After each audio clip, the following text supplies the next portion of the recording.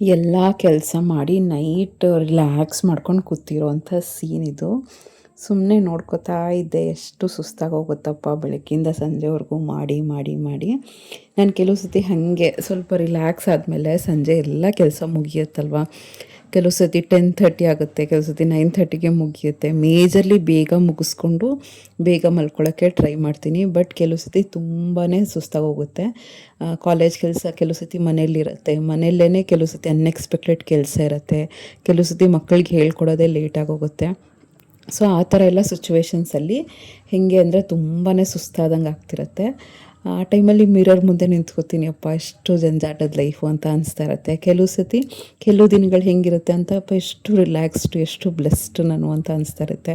ಕೆಲವು ಸತಿ ದಿನ ತುಂಬ ಚೆನ್ನಾಗಿರಲ್ಲ, ಬಟ್ ಅದನ್ನು ಆದ್ರೂ ನಾವು ಪುಷ್ ಮಾಡ್ಕೋತಾ ಇರ್ತೀವಿ ನಮ್ಮನ್ನು ನಾವು ಹೆಂಗಾನ ಒಳ್ಳೆ ರೀತಿಯಲ್ಲಿ ಪ್ರೊಡಕ್ಟಿವ್ ಆಗಿ ಲೈಫ್ನ ಲೀಡ್ ಮಾಡಬೇಕು, ಸಮಾಧಾನ ಮಾಡ್ಕೋತಾ ಇರ್ತೀವಿ. ಪ್ರತಿಯೊಂದು ದಿನವೂ ಅಪ್ಸ್ ಆ್ಯಂಡ್ ಡೌನ್ಸ್ ಇದ್ದೇ ಇರುತ್ತೆ. ಒಂದಿನ ತುಂಬ ಚೆನ್ನಾಗಿದ್ದರೆ ಒಂದಿನ ಎಂಥ ವರ್ಸ್ಟ್ ಡೇಪ್ಪ, ಈ ಥರ ಆಗಲೇಬಾರ್ದಿತ್ತು ಅಂತ ಅನಿಸ್ತಾ ಇರುತ್ತೆ. ಕೆಲವು ಸತಿ ತುಂಬ ಅಪ್ಸೆಟ್ ಆಗಿರ್ತೀವಿ, ಕೆಲವು ಸತಿ ತುಂಬ ಖುಷಿಯಾಗಿರ್ತೀವಿ. ಸೊ ಸುಮಾರು ಜನ ಕಮೆಂಟ್ ಮಾಡೋದು, ನೀವು ಅಪ್ಸೆಟ್ ಆದಾಗ ಯಾವ ರೀತಿ ರಿಲ್ಯಾಕ್ಸ್ ಮಾಡ್ಕೋತೀರಾ ಅಂತ.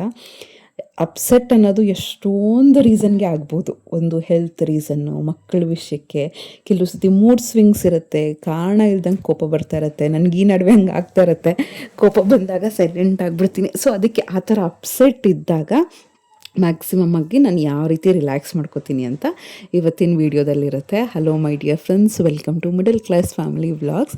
ಎಲ್ಲರೂ ಹೇಗಿದ್ದೀರಾ ಅಂತ ಕಮೆಂಟ್ ಮಾಡಿ ತಿಳಿಸಿ. ಇದನ್ನು ಏನಾದರೂ ಕೆಲಸ ಮಾಡಿಕೊಂಡೇ ವೀಡಿಯೋನ ಕೇಳಿ ಆಯಿತಾ. ಆಮೇಲೆ ವಾಕಿಂಗ್ ಮಾಡಿ, ಕೆಲಸ ಮಾಡಿ, ಏನಾದರೂ ಕ್ಲೀನ್ ಮಾಡ್ಕೊಳ್ಳಿ, ಒಂದು ಸೆಕ್ಷನ್ನ ಬಟ್ಟೆ ಮಡಚಿ, ಇಲ್ಲಾಂದರೆ ಪಾತ್ರೆ ತೊಳ್ಕೊಳ್ಳಿ, ಇಲ್ಲಾಂದರೆ ಚಾಪಿಂಗ್ ಮಾಡ್ಕೊಳ್ಳಿ, ಬ್ಲೂಟೂತ್ ಇದ್ದರೆ ಬ್ಲೂಟೂತ್ ಹಾಕ್ಕೊಂಡು ಕಿವಿಗೆ ಕಸ ಗುಡಿಸಿ ನೆಲ ಒರೆಸ್ಕೊಂಬಿಡಿ. ಈ ಥರ ನಿಮ್ಮದೂ ಕೆಲಸ ಆಗಿಬಿಡ್ಬೇಕು. ಸೊ ನಿಮ್ಗೂ ಒಂಥರ ಮೋಟಿವೇಶನ್ ಅನ್ನೋದು ಸಿಗಬೇಕು. ಡೈಲಿ ಬೇಸಿಸಲ್ಲಿ ಹಾಗೇ ಆಗುತ್ತೆ ಆಯಿತಾ. ಕೆಲವು ಸತಿ ತುಂಬ ರೇರ್ ಕೇಸಲ್ಲಿ ನಮಗೆ ಅಪ್ಸೆಟ್ ಆಗಲ್ಲ ಅಂತ ಹೇಳ್ಬೋದು. ನಾನು ಹೇಳಿದ್ನಲ್ಲ, ಯಾವುದೋ ಒಂದು ವಿಷಯಕ್ಕೆ ಆಗುತ್ತೆ. ಏನೋ ಒಂದು ಚಿಕ್ಕ ಪುಟ್ಟ ನಲ್ಲಿಯಲ್ಲಿ ನೀರು ಬರದೇ ಇದ್ರೂ ಆಗುತ್ತೆ, ಮನೇಲಿ ಕರೆಕ್ಟಾಗಿ ನೀರಿಲ್ಲ ಅಂದ್ರೂ ಆಗುತ್ತೆ, ಏನಾದರೂ ಖಾಲಿಯಾಗಿದ್ರೂ ಒಂಥರ ಅಪ್ಸೆಟ್ ಆಗುತ್ತೆ. ಬಟ್ ಆ ಇಂಟೆನ್ಸಿಟಿ ಅನ್ನೋದು ಬೇರೆ ಬೇರೆ ಥರ ಇರುತ್ತೆ. ಹೊರಗಡೆ ಬಸ್ಸಲ್ಲಿ ಟ್ರಾವೆಲ್ ಮಾಡ್ತಿರ್ತೀವಿ, ಅಲ್ಲೂ ಏನಾದರೂ ಒಂದು ಕಸಿ ಬಿಸಿ ಆಗ್ತಾ ಇರುತ್ತೆ. ಆಮೇಲೆ ವರ್ಕ್ ಪ್ಲೇಸಲ್ಲೂ ಕೆಲವು ಕಸಿ ಬಿಸಿ ಆಗ್ತಾ ಇರುತ್ತೆ. ಕೆಲವು ಸತಿ ರೋಡ್ ಕ್ರಾಸ್ ಮಾಡ್ಬೇಕಾದ್ರೂ ಆಗುತ್ತೆ. ನೀವು ನಂಬಲ್ಲ ಆಯಿತಾ, ಎಷ್ಟು ಸಿಚುವೇಶನ್ಸಲ್ಲಿ ಅಪ್ಸೆಟ್ ಆಗುವಂಥ ಸಿಚುವೇಶನ್ಸ್ ಆಗುತ್ತೆ. ಬಟ್ ಆ ಅಪ್ಸೆಟ್ ಮಾಡಿಕೊಂಡು ಇಡೀ ದಿನನ ನಾವು ಹಾಳು ಮಾಡ್ಕೋತೀವ. ಎಷ್ಟು ಬೇಗ ಅಷ್ಟು ನಾವು ರಿಲ್ಯಾಕ್ಸ್ ಮಾಡಿಕೊಂಡು ಎಷ್ಟು ಚೆನ್ನಾಗಿ ನಾವು ಲೈಫ್ನ ಲೀಡ್ ಮಾಡ್ತೀವಿ, ಅದು ಇಂಪಾರ್ಟೆಂಟ್ ಆಗುತ್ತೆ. ನೆಕ್ಸ್ಟ್ ನಾನು ಫಸ್ಟ್ ಏನು ಮಾಡೋದು ಅಂದರೆ, ಫಸ್ಟ್ ಮೈಂಡ್ ರಿಲ್ಯಾಕ್ಸೇಷನ್ ಟೆಕ್ನಿಕ್ ಹೇಳ್ಕೊಡ್ತೀನಿ ಆಯಿತಾ. ಆಮೇಲೆ ಆ ಸ್ಟ್ರೆಸ್ ಇರುತ್ತಲ್ಲ, ಅಪ್ಸೆಟ್ ಆಗಿರೋಂಥ ಸ್ಟ್ರೆಸ್ನ ಯಾವ ರೀತಿ ರಿಲೀಫ್ ಮಾಡ್ಕೊಳ್ಳೋದು ಅಂತ ಹೇಳ್ತೀನಿ. ಡೀಪ್ ಬ್ರೀತ್, ಅದು ತುಂಬ ಹೆಲ್ಪ್ ಮಾಡುತ್ತೆ. ಸುಮ್ಮನೆ ಉಸಿರು ತೊಗೊಂಡು ಉಸಿರು ಬಿಡ್ತಾ ಇರ್ತೀನಿ ನಿಜವಾಗ್ಲೂ ಆಯಿತಾ. ನನಗೆ ಸಂಜೆ ಬಂದು ಕೆಲವು ಸತಿ ಕೆಲಸ ಮಾಡಬೇಕು ಅಂದರೆ ವಿಪರೀತ ಕೋಪ ಬರ್ತಾ ಇರುತ್ತೆ. ನನಗೆ ಕೆಲವು ಸತಿ ಎಸ್ಪೆಷಲಿ ಮಂತ್ಲಿ ಪ್ರಾಬ್ಲಮ್ ಆದಾಗ, ಕಾಲೇಜಲ್ಲಿ 8 ಪೀರಿಯಡ್ ಇದ್ದಾಗ, ತುಂಬ ಸ್ಟ್ರೆಸ್ ಆದಾಗ, ಬಸ್ಸಲ್ಲಿ ಸೀಟ್ ಸಿಕ್ಕಿಲ್ಲ ಅಂದರೂ ಹಾಳಾಗೋಗ್ಲಿ, ಕೆಲವು ಸತಿ ತುಂಬ ರಶ್ ಇರುತ್ತೆ, 4 ಬಸ್ ಚೇಂಜ್ ಮಾಡ್ಕೊಂಬರ್ಬೇಕು, ಈ ಥರ ಎಲ್ಲ ಫ್ಯಾಕ್ಟರ್ಸ್ ಇರುತ್ತೆ. ನಡ್ಕೊಂಬರ್ತಾ ಇರ್ತೀವಿ, ಬಿಸಿಲು ಜಾಸ್ತಿ ಇರುತ್ತೆ, ಕೆಲವು ಸತಿ ಕೈ ಬೇರೆ ಎಲ್ಲ ತುಂಬ ಉರಿ ಬರ್ತಾ ಇರುತ್ತೆ. ಎಷ್ಟೊಂದು ರೀಸನ್ಗೆ ಅಪ್ಸ್ ಆ್ಯಂಡ್ ಡೌನ್ಸ್ ಆಗ್ತಿರುತ್ತೆ ಮೂಡು ಆಯಿತಾ. ಆ ಥರ ಎಲ್ಲ ಬಂದಾಗ ಏನೇ ಆದರೂ ಕೂಡ ನಾನು ನಿಧಾನಕ್ಕೆ ಬ್ರೀತ್ ಮಾಡ್ತೀನಿ, ರಿಯಾಕ್ಟ್ ಆಗೋಕ್ಕೆ ಹೋಗಲ್ಲ. ನೀವು ಬೇಕಾದ್ರೆ ಎಷ್ಟು ಫ್ಯಾಮಿಲಿ ಮೆಂಬರ್ಸ್ ಜೊತೆ ಕೇಳಿದ್ರು ಆಯಿತು, ನಾನು ಕೋಪನೇ ಮಾಡ್ಕೊಳ್ಳಲ್ಲ. ಬರ್ತಾ ಇರುತ್ತೆ ಕೋಪ, ಯಾಕೆಂದರೆ ನನ್ನ ಮನುಷ್ಯಲು ಆಯಿತಾ. ಹಾರ್ಮೋನ್ಸ್ ಹೆಚ್ಚು ಕಡಿಮೆ ಆಗೋದು, ಉಪ್ಪು ಖಾರ ತಿನ್ನೋ ದೇಹ ಅಂದರೆ ಕೋಪ ಬಂದೇ ಬರುತ್ತೆ. ಒಂಥರ ಫ್ರಸ್ಟ್ರೇಷನ್ ಆದಂಗೆ ಆಗ್ತಿರುತ್ತೆ, ನಿಜ ಹೇಳ್ತಾ ಇರ್ತೀನಿ. ಬಟ್ ನಾನು ಅದನ್ನು 100% ಕಂಟ್ರೋಲ್ ಮಾಡ್ಕೋತೀನಿ ನಿಜವಾಗ್ಲೂ ಆಯಿತಾ. ಯಾರ ಮೇಲೆ ಏನೂ ರಿಯಾಕ್ಟ್ ಮಾಡಲ್ಲ, ಯಾಕೆಂದರೆ ನನಗೆ ಗೊತ್ತು, ನನ್ನ ಕಷ್ಟದಲ್ಲಿ ನನ್ನ ಫ್ಯಾಮಿಲೀಸ್ ಎಷ್ಟು ಕೈ ಹಿಡಿತಾರೆ ಅಂತ ಗೊತ್ತು.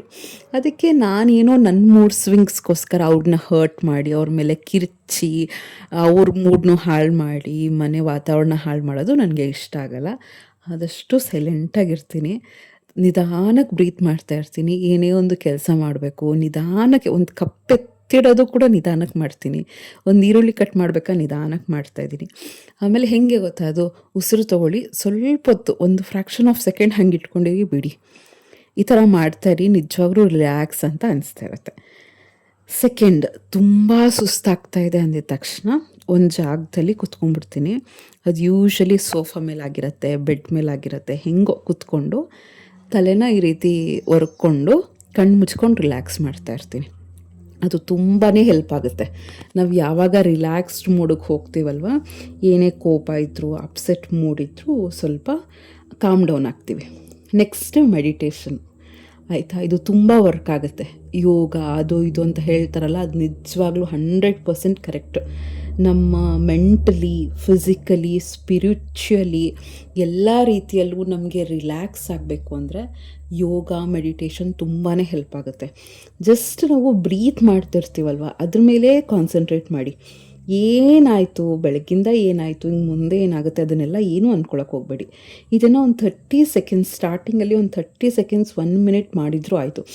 ಸುಮ್ಮನೆ ಬ್ರೀತ್ ಮಾಡ್ತಿರ್ತೀವಲ್ವ ಅದ್ರ ಬಗ್ಗೆ ಕಾನ್ಸಂಟ್ರೇಟ್ ಮಾಡೋದು. ಇಲ್ಲ, ಫಸ್ಟು ನಾನು ಯೂಶ್ವಲಿ ಬಂದು ಸ್ನಾನ ಮಾಡಿ ದೀಪ ಹಚ್ಚಕ್ಕೆ ಹೋಗ್ತೀನಿ. ನೀವು ನಂಬಲ್ಲ, ದೇವ್ರ ಮನೆಯಲ್ಲೇ ಒಂದು 10 ನಿಮಿಷ ಕೂತಿರ್ತೀನಿ. ಆ ದೀಪ ನೋಡುವಂಥದ್ದು, ನನಗೆ ಸಾಯಿಬಾಬಾ ಅಂದರೆ ಅಷ್ಟು ಇಷ್ಟ. ಸಾಯಿಬಾಬಾ ನೋಡುವಂಥದ್ದು, ಆ ಸಾಯಿಬಾಬಾ ಫೇಸ್ ನೋಡಿದ್ರೇ ಎಷ್ಟೋ ರಿಲ್ಯಾಕ್ಸ್ ಆಗುತ್ತೆ. ನಮ್ಮನೇಲಿ ವೆಂಕಟೇಶ್ವರ ಸ್ಟ್ಯಾಚ್ಯೂ ನೀವೆಲ್ಲರೂ ನೋಡಿದರೆ ಎಷ್ಟು ಲಕ್ಷಣ ಅಂದರೆ, ಆ ವಿಗ್ರಹ ನೋಡ್ತಾ ಇದ್ರೇ ಎಷ್ಟು ರಿಲ್ಯಾಕ್ಸ್ ಅಂತ ಅನಿಸ್ತಾ ಇರುತ್ತೆ. ನಿಜವಾಗ್ಲೂ ಹೇಳ್ತೀನಿ, ಇವೆಲ್ಲ ವರ್ಕ್ ಆಗುತ್ತೆ, ಆಯಿತಾ. ನೆಕ್ಸ್ಟ್, ಇನ್ನೂ ಏನಾದರೂ ನಿಮಗೇನಾದರೂ ಡೈರಿ ಬರೆಯೋ ಅಭ್ಯಾಸ ಇದೆ ಅಂದರೆ ಅದರಲ್ಲಿ ಬರ್ಕೋಬೋದು. When you put your feelings in to words, ಅಂದರೆ ನಿಮ್ಮ ಫೀಲಿಂಗ್ಸ್ನ ಅಕ್ಷರಗಳ ಮೂಲಕ, ಪದಗಳ ಮೂಲಕ ನಿಮ್ಮ ಪುಸ್ತಕದಲ್ಲಿ ಬರ್ಕೊಂಡ್ರೆ ತುಂಬ ರಿಲ್ಯಾಕ್ಸಿಂಗ್ ಅಂತ ಅನಿಸ್ತಾ ಇರುತ್ತೆ. ಇನ್ನೊಂದು, ನನಗೆ ಮ್ಯೂಸಿಕ್ ಅಂದರೆ ಸಿಕ್ಕಾಪಟ್ಟೆ ಇಷ್ಟ. ನಮ್ಮ ಹಸ್ಬೆಂಡೇ ಸಿಂಗರು, ಆಯಿತಾ. ಅವರಿದ್ದರೆ ಅವ್ರು ಹಮ್ ಮಾಡ್ತಾನೆ ಇರ್ತಾರೆ, ಅದು ಇದು ಹಮ್ಮಿಂಗ್ ಹೇಳ್ತಾನೆ ಇರ್ತಾರೆ. ಇಲ್ಲ ಅಂದರೆ ನಾನು ಒಳ್ಳೆ ಮೆಲೋಡಿ ಮ್ಯೂಸಿಕ್, ಕನ್ನಡದಲ್ಲೂ ಎಷ್ಟೊಂದಿದೆ, ಹಿಂದಿ, ತೆಲುಗು ಎಲ್ಲ ಕೇಳ್ತಿರ್ತೀನಿ. ಇಲ್ಲಾಂದರೆ ಮೆಡಿಟೇಷನ್ ಮ್ಯೂಸಿಕ್ ಅಂತಲೇ ಸಿಗುತ್ತೆ, ರಿಲ್ಯಾಕ್ಸಿಂಗ್ ಮ್ಯೂಸಿಕ್ ಥರನೇ ಸಿಗುತ್ತೆ. ಆ ಥರ ಎಲ್ಲ ಹಾಕ್ಕೊಂಬಿಡ್ತೀನಿ. ಕೆಲವು ಸತಿ ಅತ್ತೆ ಏನಾದ್ರು ಟಿ ವಿ ನೋಡ್ತಾಯಿದ್ರೆ, ಹಸ್ಬೆಂಡ್ ಏನಾದ್ರು ಟಿ ವಿ ನೋಡ್ತಾಯಿದ್ರೆ, ಮಕ್ಕಳು ಓದ್ತಾಯಿದ್ರೆ ಬ್ಲೂಟೂತ್ ಹಾಕ್ಕೋತೀನಿ. ಇಲ್ಲ ಯಾರೂ ಏನು ಎಂಗೇಜ್ಡಿಂಗ್ ಆಗಿಲ್ಲ, ಸ್ವಲ್ಪ ಲೈಟಾಗಿ ಮ್ಯೂಸಿಕ್ ಬಂದರೂ ಪರವಾಗಿಲ್ಲ ಅಂತ ಇದ್ದರೆ ಕಿಚನ್ನಲ್ಲಿ ಆ ಮ್ಯೂಸಿಕ್ನ ಹಾಕ್ಕೊಂಡು ನಿಧಾನಕ್ಕೆ, ಸಟಲ್ ಅಂತ ಹೇಳ್ತೀವಲ್ಲ ಆ ರೀತಿ ನಿಧಾನಕ್ಕೆ ಕೆಲಸ ಮಾಡ್ಕೊಂಡು ಹೋಗ್ತಾ ಇರ್ತೀನಿ. ಎಷ್ಟೋ ರಿಲ್ಯಾಕ್ಸಿಂಗ್ ಅಂತ ಅನಿಸ್ತಾ ಇರುತ್ತೆ. ನೆಕ್ಸ್ಟ್ ಬಂದು ಪಾಸಿಟಿವ್ ಅಫರ್ಮೇಷನ್ಸ್ ಕೊಡಬೇಕು. ಅಂದರೆ ಈ ಟೈಮ್ ಹೋಗುತ್ತೆ, ಈ ಟೈಮ್ ಹೊಟ್ಟೋಗುತ್ತೆ, ಅದೇ ನಾನು ಹೇಳ್ಕೊಳ್ಳೋದು. ಈಗ ನನಗೆ ಈ ಥರ ಫ್ರಸ್ಟ್ರೇಷನ್ ಆಗ್ತಾಯಿದೆ, ಕೋಪ ಆಗ್ತಾಯಿದೆ, ಇದು ಪ್ರತಿಯೊಂದು ದಿನಾನೂ ಇರಲ್ಲ. ನಾನು ಹೇಳಿದ್ನಲ್ಲ, ಈ ಥರ ಸಿಚುವೇಶನ್ಸ್ ಬಂದಾಗ ಆಗುತ್ತೆ, ಸುಸ್ತನ್ನೋದು ಆಗೇ ಆಗುತ್ತೆ. ಕೆಲವು ಸತಿ ಮನೆ ಕೆಲಸ ಮಾಡಿನೇ ಸುಸ್ತಾಗುತ್ತೆ. ನಿನ್ನೆ ಅಂತೂ ಸಿಕ್ಕಾಬಟ್ಟೆ ಬಟ್ಟೆಗಳನ್ನ ಒಗೆದೆ, ಒಂದು 5 ನಿಮಿಷ ಕೂತ್ಕೊಂಡಿಲ್ಲ, ಹಾಗೆ ಅಡುಗೆ ಮಾಡೋಕ್ಕೆ ಹೋದೆ. ಅದು ಬಸ್ಸಾರು, ಆಮೇಲೆ ಮುದ್ದೆ ಮಾಡಿದೆ, ಮನೆಯೆಲ್ಲ ಕ್ಲೀನ್ ಮಾಡಿದೆ. ಗ್ಯಾಪೇ ತೊಗೊಂಡಿಲ್ಲ, ಒಂಥರ ಎನರ್ಜಿ ಇತ್ತು ಅಂತ ಅನಿಸ್ತು, ಗ್ಯಾಪ್ ತೊಗೊಂಡಿಲ್ಲ, ಆಯಿತಾ. ಮತ್ತು ಫುಲ್ಲು ಬೆನ್ನೋ ಸ್ಟಾರ್ಟ್ ಆಗೋಯ್ತು. ಆ ಟೈಮಲ್ಲಿ ಏನು ಬರುತ್ತೆ, ಜೆನ್ಯೂನಾಗಿ ಹೇಳಬೇಕು, ಫೇಕ್ ಅಲ್ಲ. ನಾವು ಯೂಟ್ಯೂಬರ್ಸ್ ಅಂದಿದ ತಕ್ಷಣ ಎಲ್ಲ ಫೇಕಾಗಿ ಹೇಳೋಕ್ಕಾಗಲ್ಲ.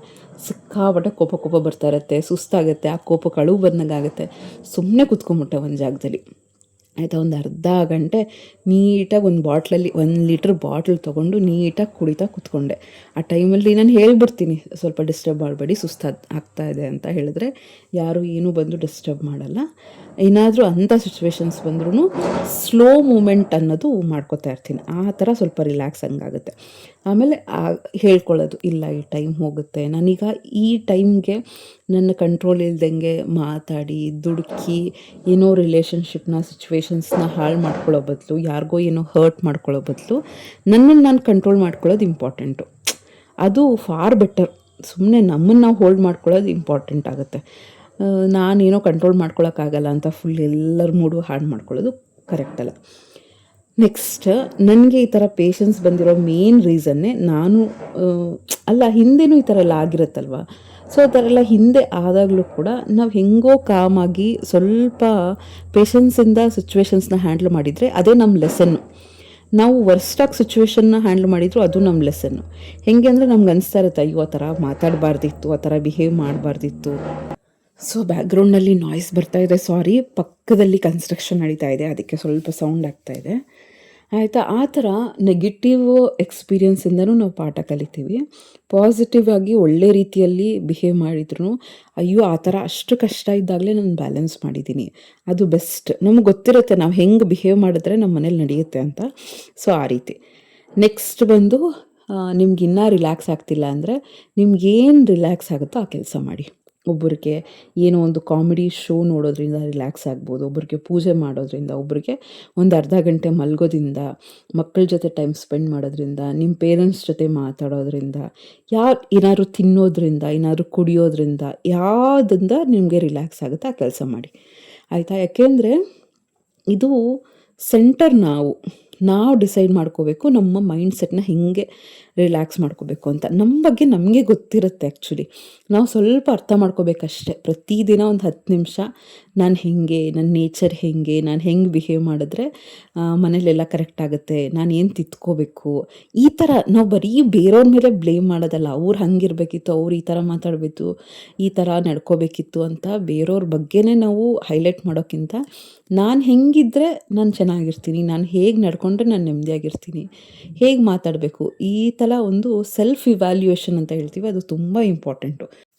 ನೆಕ್ಸ್ಟ್ ಬಂದು ಕೆಲವೆಲ್ಲ ನಮ್ಮ ಕಂಟ್ರೋಲಲ್ಲಿ ಇರಲ್ಲ. ಕೆಲವು ಸಿಚುವೇಶನ್ಸ್ ಹೆಂಗೆ ಬಂದಿರುತ್ತೆ ಅಂದರೆ ಆ ಸಿಚುವೇಶನ್ಸ್ ಬೇಡ, ಡಿಲೀಟ್ ಮಾಡಿಬಿಡೋಣ ಅನ್ನೋ ಲೆವೆಲ್ಗೆ ಬೇಜಾರಾಗಿರುತ್ತೆ. ಅಂಥ ಸಿಚುವೇಶನ್ಸು ನಮ್ಮ ಕಂಟ್ರೋಲಲ್ಲಿ ಇಲ್ಲ ಅಂದರೆ ದೇವ್ರ ಮೇಲೆ ಭಾರ ಹಾಕ್ಬಿಡಿ. ಒಂದು ದೀಪ ಹಚ್ಚಿ ಕೈ ಮುಗಿದು ನೀನೇ ಕಾಪಾಡಪ್ಪ ಅಂತ ಬೇಡ್ಕೊಂಬಿಡಿ ಅಷ್ಟೇ. ಆ ಅಪ್ಸೆಟ್ ಅನ್ನೋದು ಒಬ್ಬರ ಮೇಲೆ ನಾವು ಭಾರ ಹಾಕಿದಾಗ ಅದಕ್ಕದೇ ಸ್ವಲ್ಪ ಕಡಿಮೆ ಆಗುತ್ತೆ.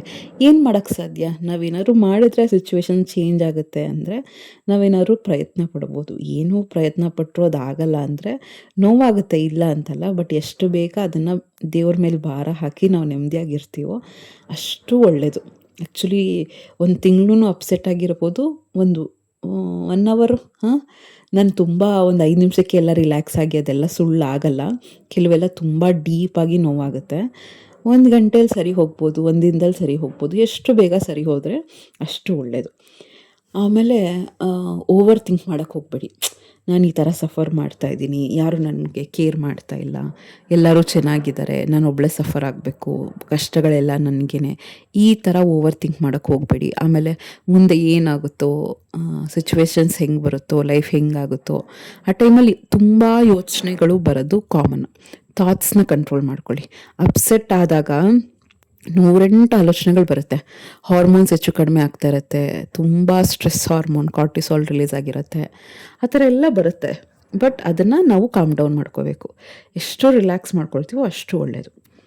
ಆಯಿತಾ. ಇದಿಷ್ಟು ಮೈಂಡ್ಸೆಟ್ನ ರಿಲ್ಯಾಕ್ಸ್ ಮಾಡ್ಕೊಳ್ಳೋಕ್ಕೆ. ನೆಕ್ಸ್ಟ್ ಈಗ ಎಮೋಷನ್ನ ರಿಲೀಫ್ ಮಾಡ್ಕೊಳ್ಳೋಕ್ಕೆ ಏನು ಮಾಡಬೇಕು ಅಂದರೆ, ಇಫ್ ಪಾಸಿಬಲ್ ನಿಮಗೆ ತುಂಬ ಅಳಬೇಕು ಅಂತ ಅನಿಸಿದ್ರೆ ಒಬ್ಬರೇ ಕುತ್ಕೊಂಡು ಅಳೋದು ಬೆಸ್ಟು ನನ್ನ ಪ್ರಕಾರ. ಇಲ್ಲ ನಿಮ್ಗೆ ಯಾರಾದರೂ ತುಂಬ ವರ್ತ್ ವ್ಯಕ್ತಿಗಳಿದ್ದಾರೆ ಅಂದರೆ ಅವ್ರ ಜೊತೆ ಕೂಡ ಅಳ್ಬೋದು. ಅಳೋದೇನು ವೀಕ್ನೆಸ್ ಅಲ್ಲ.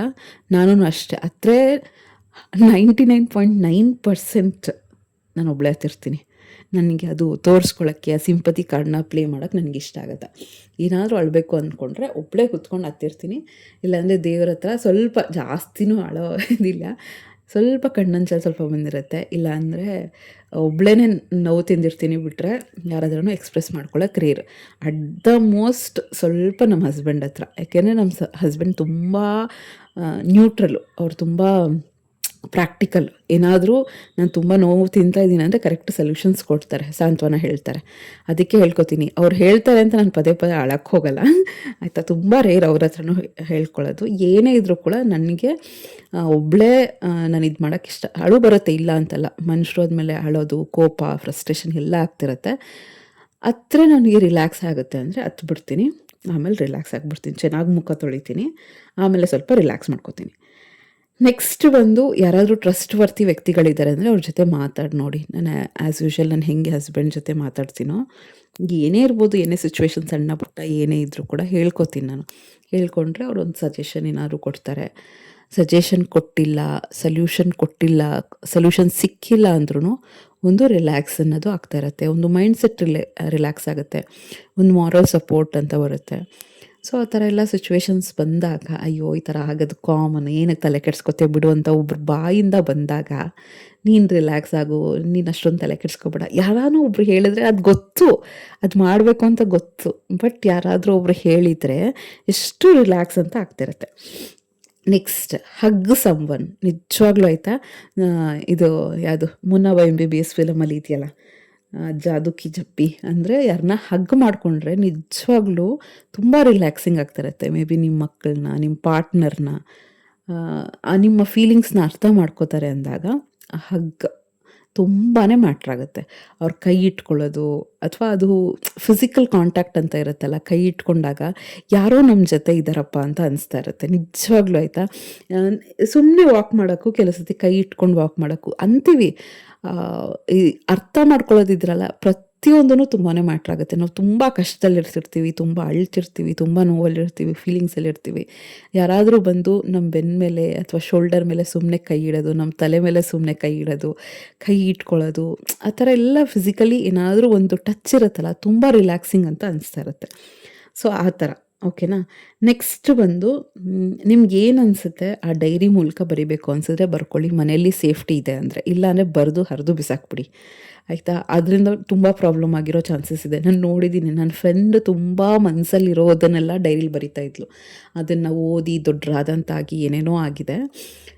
ಸೊ ನೋಡ್ಕೊಳ್ಳಿ ಮನೇಲಿ ಎಷ್ಟು ಪ್ರೈವಸಿ ಇದೆ, ಎಷ್ಟು ಸೀಕ್ರೆಟ್ ಮೇಂಟೈನ್ ಮಾಡ್ಕೋಬೋದು ಅಂತ. ನಾನು ಏನು ಹೇಳೋದು ಅಂದರೆ, ನೀವೇನೋ ಓವರ್ ಥಿಂಕ್ ಮಾಡೋಕ್ಕೆ ಹೋಗ್ಬೇಡಿ ಫ್ರೆಂಡ್ಸ್. ತುಂಬ ಲೈಟಾಗಿ ತೊಗೊಳ್ಳಿ, ಲೈಫ್ನ ಎಲ್ಲ ಸರಿ ಹೋಗುತ್ತೆ. ನೆಕ್ಸ್ಟ್ ನಿಮ್ಗೆ ಹಾಡು ಹಾಡಬೇಕು ಅಂದ್ರೂ ಮನಸ್ಸಲ್ಲೇ ಹಾಡು ಹಾಡ್ಕೊಳ್ಳಿ, ತುಂಬ ರಿಲ್ಯಾಕ್ಸಿಂಗ್ ಅಂತ ಇರುತ್ತೆ. ಫನ್ನಿ ಮೂಮೆಂಟ್ಸ್ನ ನೋಡಿ, ಫನ್ನಿ ಸ್ಕಿಟ್ಸ್ ಇರುತ್ತೆ, ಗಿಲಿ ಇರುತ್ತಲ್ಲ ಅದು ನೋಡಿ. ಆ ಥರದ್ದೆಲ್ಲ ಎಷ್ಟೊಂದು ಕಾಮಿಡಿ ಶೋಸ್ ಇದೆ, ಅದನ್ನು ನೋಡಿ, ಮಕ್ಕಳದು ನೋಡಿ, ತುಂಬ ರಿಲ್ಯಾಕ್ಸಿಂಗ್ ಅಂತ ಅನಿಸ್ತಾ ಇರುತ್ತೆ. ಆಮೇಲೆ ನಿಮ್ಗೇನೋ ಒಂಥರ ಅಪ್ಸೆಟ್ ಆಗ್ತಾಯಿದೆ ಅಂದರೆ, ಯಾವುದೋ ಒಂದು ಎಮೋಷನಿಂದ ಅಲ್ವಾ, ಏನೋ ಕೋಪ ಬರ್ತಿರುತ್ತೆ, ಬೇಜಾರಾಗ್ತಿರುತ್ತೆ, ಅದನ್ನು ಅಕ್ಸೆಪ್ಟ್ ಮಾಡ್ಕೊಳ್ಳಿ. ಸಪ್ರೆಸ್ ಮಾಡೋಕ್ಕೆ ಹೋಗ್ಬೇಡಿ ಅದನ್ನು. ಅಯ್ಯೋ ನನ್ನ ಕೋಪ ಮಾಡ್ಕೋಬಾರ್ದು, ಇದು ಮಾಡ್ಕೋಬಾರ್ದು ಅಂತ ಸಪ್ರೆಸ್ ಮಾಡಬೇಡಿ, ಅದನ್ನು ಹ್ಯಾಂಡಲ್ ಮಾಡಿ. ಫುಲ್ಲು ಅದನ್ನು ಮಾಡ್ಕೋಬಾರ್ದು ಅಂದರೆ ಪ್ರೆಷರ್ ಜಾಸ್ತಿ ಆಗುತ್ತೆ. ಅದನ್ನು ಹ್ಯಾಂಡಲ್ ಮಾಡಿ. ನಾನು ಹೇಳೋಂಗೆ ಏನಾದರೂ ಮಾಡ್ತೀರಾ ನಿಧಾನಕ್ಕೆ ಮಾಡಿ, ಮಾತಾಡ್ತೀರಾ ನಿಧಾನಕ್ಕೆ ಮಾತಾಡಿ, ಯೋಚನೆ ಮಾಡಿ ಮಾತಾಡಿ. ಆ ಟೈಮಲ್ಲಿ ಎಸ್ಪೆಷಲಿ. ಬೇರೆ ಟೈಮಲ್ಲಿ ನಮ್ಮ ಮೈಂಡ್ಸೆಟ್ ನಮ್ಮ ಕಂಟ್ರೋಲಲ್ಲಿರುತ್ತೆ, ನಮ್ಮ ಥಾಟ್ಸ್ ನಮ್ಮ ಕಂಟ್ರೋಲಲ್ಲಿರುತ್ತೆ. ಬಟ್ ಆ ಟೈಮಲ್ಲಿ ಕೋಪ ಬಂದಾಗ, ಎಮೋಷನ್ಸ್ ಕಂಟ್ರೋಲಲ್ಲಿ ಇಲ್ಲದೇ ಇದ್ದಾಗ ನೀವೆಷ್ಟು ನಿಧಾನಕ್ಕೆ ರಿಯಾಕ್ಟ್ ಮಾಡ್ತೀರೋ, ನಿಧಾನಕ್ಕೆ ಕೆಲಸಗಳು ಮಾಡ್ಕೋತೀರೋ, ಅಷ್ಟು ಸೇಫ್ ಝೋನಲ್ಲಿ ಇರ್ತೀರ. ನೆಕ್ಸ್ಟ್ ಸರಿ, ಅಪ್ಸೆಟ್ ಯಾವುದೋ ಒಂದು ರೀಸನ್ಗೆ ಆಗಿರುತ್ತೆ, ಏನಕ್ಕೂ ಕೋಪ ಬಂದಿರುತ್ತೆ ಅಂದ್ಕೊಳ್ಳಿ, ಅವ್ರನ್ನ ಕ್ಷಮಿಸ್ಬಿಡಿ. ಒಂದು ನಮ್ಮ ಮೈಂಡ್ಸೆಟ್ಗೋಸ್ಕರ, ನಮ್ಮ ನೆಮ್ಮದಿಗೋಸ್ಕರ. ಇನ್ನೊಂದು ಗ್ರಡ್ಜಸ್ಸಿಂದ ನಾವು ತುಂಬ ನೋವು ತಿಂತೀವಿ ಆಯಿತಾ. ಬೇರೆಯವ್ರನ್ನ ಕ್ಷಮಿಸ್ಬಿಡಿ, ನೀವು ತಪ್ಪು ಮಾಡಿದರೆ ನಿಮ್ಮನ್ನು ನೀವು ಕ್ಷಮಿಸ್ಕೊಂಬಿಡಿ. ಆ ಅಪ್ಸೆಟ್ ಅನ್ನೋದು ಸ್ವಲ್ಪ ಕಡಿಮೆ ಆಗುತ್ತೆ. ಯಾವಾಗಲೂ ನೆನ್ಪಿಟ್ಕೊಳ್ಳಿ, ಕೋಪ ಅನ್ನೋದು ಎಲ್ಲೋ ಚೆನ್ನಾಗಿ ಓದ್ತಾ ಇದೆ, ಈ ಲೈನ್ಸ್ನ ನೆನ್ಪಿಟ್ಕೊಳ್ಳಿ. ಕೋಪ ಅನ್ನೋದು ಬೇರೆಯವ್ರ ತಪ್ಪಿಗೆ ನಮ್ಮನ್ನು ನಾವೇ ಸುಟ್ಕೊಳ್ಳೋ ಅಂಥ ಒಂದು ಆ್ಯಕ್ಷನ್ ಅದು ಆಯಿತಾ. ನಾವು ಕೋಪ ಮಾಡ್ಕೊಳ್ಳೋದು, ಬೇಜಾರು ಮಾಡ್ಕೊಳ್ಳೋದು, ಬೇರೆಯವ್ರು ಯಾರೋ ತಪ್ಪು ಮಾಡಿರ್ತಾರೆ, ಅದಕ್ಕೆ ನಾವೇ ಸುಟ್ಕೊಳ್ಳೋ ಅಂಥ ಒಂದು ಆ್ಯಕ್ಷನ್. ಸೊ ಆ ಥರ ತಪ್ಪು ಮೂರ್ಖತನ ಮಾಡೋಕ್ಕೆ ಹೋಗ್ಬೇಡಿ. ಯಾರೋ ಏನೋ ತಪ್ಪು ಮಾಡಿದ್ರು, ನಿಮ್ಮನ್ನು ನೋಯಿಸಿದ್ರು, ತುಂಬ ಬೇಜಾರು ಮಾಡಿದ್ರು ಅಂದರೆ ಫೈನ್, ಅದನ್ನು ಕ್ಷಮಿಸಿ. ಅದು ಅವ್ರಿಗೋಸ್ಕರ ಅಲ್ಲ, ನಮ್ಮ ನೆಮ್ಮದಿಗೋಸ್ಕರ. ತುಂಬ ಬೇಜಾರಾಗುತ್ತಪ್ಪ, ಇರಿಟೇಷನ್ ಆಗ್ತಿರುತ್ತೆ. ಅದ್ರ ಮೇಲೆ ದ್ವೇಷ ಇಟ್ಕೊಂಡ್ರೆ, ಕೋಪ ಇಟ್ಕೊಂಡ್ರೆ ತುಂಬ ಇರಿಟೇಷನ್ ಆಗ್ತಿರುತ್ತೆ. ಅದ್ರ ಬದಲಾಗಿ ಅದನ್ನು ಇಗ್ನೋರ್ ಮಾಡಿ ಬಿಟ್ಬಿಟ್ಟು ನೆಕ್ಸ್ಟ್ ಟೈಮ್ ಅವ್ರನ್ನ ನಂಬಿ ಅಂತ 100% ಹೇಳಲ್ಲ. ನೆಕ್ಸ್ಟ್ ಟೈಮ್ ನಿಮ್ಮ ಹುಷಾರಲ್ಲಿ ನೀವಿರಿ, ಬಟ್ ಅದನ್ನೇ ಮನಸ್ಸಲ್ಲಿ ಇಟ್ಕೊಂಡು ಕೂತ್ಕೋಬೇಡಿ. ನೆಕ್ಸ್ಟ್ ಬಂದು ಆ ಸಿಚುವೇಶನ್ನಿಂದ ಬ್ರೇಕ್ ತೊಗೊಳ್ಳಿ. ಏನೋ ಒಂದು ದಿನ ಬೇಜಾರಾಗ್ತಾಯಿದೆ ಅಂದರೆ ಅದು ದಿನ ರೊಟೀನ್ ಫಾಲೋ ಮಾಡೋಕ್ಕಾಗಲ್ಲ ಫ್ರೆಂಡ್ಸ್. ಏನೋ ತುಂಬ ಅಪ್ಸೆಟ್ ಆಗಿದೆ ಅಂದರೆ ಅಯ್ಯೋ ಹಿಂಗೆ ಮಾಡ್ತೀವಿ ನಾವು, ಹೀಗೆ ಇರ್ತೀವಿ ಮನೇಲಿ, ಹೀಗೆ ಕೆಲಸ ಮಾಡ್ತೀವಿ, ಆಗಲ್ಲ. ಅದನ್ನು ಅಕ್ಸೆಪ್ಟ್ ಮಾಡ್ಕೊಳ್ಳಿ. ಆ ರೊಟೀನ್ನ ಸ್ವಲ್ಪ ಬ್ರೇಕ್ ಮಾಡಿ, ನಿಮ್ಗೇನು ಖುಷಿ ಕೊಡುತ್ತೆ ಅದನ್ನು ಮಾಡಿ. ಮೂವಿ ನೋಡ್ತೀರಾ, ಮೂವಿ ನೋಡಿ, ಕೂತ್ಕೊಂಡು ರಿಲ್ಯಾಕ್ಸ್ ಮಾಡಿ, ಮಕ್ಕಳ ಜೊತೆ ಟೈಮ್ ಸ್ಪೆಂಡ್ ಮಾಡಿ, ಏನೋ ಒಂದು ಇಂಟ್ರೆಸ್ಟಿಂಗ್ ಕೆಲಸಗಳಲ್ಲಿ ನಿಮ್ಮನ್ನು ನೀವು ತೊಡಗಿಸ್ಕೊಳ್ಳಿ. ಏನೋ ಒಂದು ಸೆಕ್ಷನ್ನ ಕ್ಲೀನ್ ಮಾಡಿ. ಕ್ಲೀನಿಂಗಿಂದ ತುಂಬ ರಿಲ್ಯಾಕ್ಸಿಂಗ್ ಸಿಗುತ್ತೆ ನಿಜವಾಗ್ಲೂ. ಫಿಸಿಕಲ್ ರಿಲ್ಯಾಕ್ಸೇಷನ್ ಅನ್ನೋದು ತುಂಬ ಎಫೆಕ್ಟ್ ಆಗುತ್ತೆ. ನಾನು ಯೂಶ್ವಲಿ ವಾಕ್ ಮಾಡ್ತೀನಿ, ಸ್ವಲ್ಪ ಮಟ್ಟಿಗೆ ಸ್ಟ್ರೆಚ್ಚಿಂಗು ಎಕ್ಸಸೈಸಸ್ ಎಲ್ಲ ಮಾಡ್ತಾಯಿರ್ತೀನಿ. ನನಗೆ ಬೆಸ್ಟ್ ಅಂದರೆ ನಾನು ಹೇಳಿದ್ನಲ್ಲ, ಈ ಬಸ್ಸಲ್ಲಿ ಟ್ರಾಫಿಕಲ್ಲಿ ಏನಾದರೂ ತುಂಬ ಸ್ಟ್ರೆಸ್ ಆಗಿದೆ ಅಂದರೆ ಫಸ್ಟ್ ಮಾಡೋದೇ ಬಂದು ಸ್ನಾನ ಮಾಡಿದ ತಕ್ಷಣ ಬಾಡಿನೂ ರಿಲ್ಯಾಕ್ಸ್ ಆಗುತ್ತೆ, ಮೈಂಡು ರಿಲ್ಯಾಕ್ಸೇಷನ್ ಆಗುತ್ತೆ. ಆಮೇಲೆ ನಿಮಗೆ ಸೂದಿಂಗಾಗಿ ಟೀನೋ, ಕಾಫಿನೋ, ಗ್ರೀನ್ ಟೀನೋ, ಜ್ಯೂಸೋ, ನಿಮ್ಮನ್ನು ನೀವು ಪ್ಯಾಂಪರ್ ಮಾಡ್ಕೊಳ್ಳಿ. ಆ ಟೈಮಲ್ಲಿ ನಿಮಗೆ ರಿಲ್ಯಾಕ್ಸಿಂಗ್ ಅನ್ನಬೇಕು ಆಯಿತಾ. ಇದೆಲ್ಲ ದೊಡ್ಡದೇನಿಲ್ಲ ಆಯಿತಾ, ಡೈಲಿ ಬೇಸಿಸಲ್ಲಿ ಆಗ್ತಾನೆ ಇರುತ್ತೆ ಸಣ್ಣ ಪುಟ್ಟ. ಆ ಟೈಮಲ್ಲಿ ಈ ಥರದ್ದೆಲ್ಲ ಮಾಡ್ಕೋಬೇಕು. ಆಮೇಲೆ ತುಂಬ ಕಷ್ಟ ಆಗ್ತಾಯಿದೆ ಅಂದರೆ ಮಲಗೋದ್ರಿಂದ ಮಲಗಿ ಎದ್ದ ತಕ್ಷಣ ಒಂಥರ ಟ್ರಾನ್ಸಿಷನ್ ಫೇಸ್ನ ನೋಡ್ತೀರಾ, ತುಂಬ ರಿಲ್ಯಾಕ್ಸಿಂಗ್ ಅಂತ ಅನಿಸ್ತಾ ಇರುತ್ತೆ. ಯಾವಾಗ ನೀವು ವಾಕಿಂಗಿಗೆ ಹೋಗ್ತೀರಲ್ವ, ಸ್ವಲ್ಪ ನೇಚರ್ ಜೊತೆ ಟೈಮ್ ಸ್ಪೆಂಡ್ ಮಾಡಿದಾಗ ಆ ಫ್ರೆಶ್ ಗಾಳಿ, ಒಬ್ಬರೇ ಹೋಗಿ ತುಂಬ ರಿಲ್ಯಾಕ್ಸಿಂಗ್ ಅಂತ ಅನಿಸ್ತಾ ಇರುತ್ತೆ.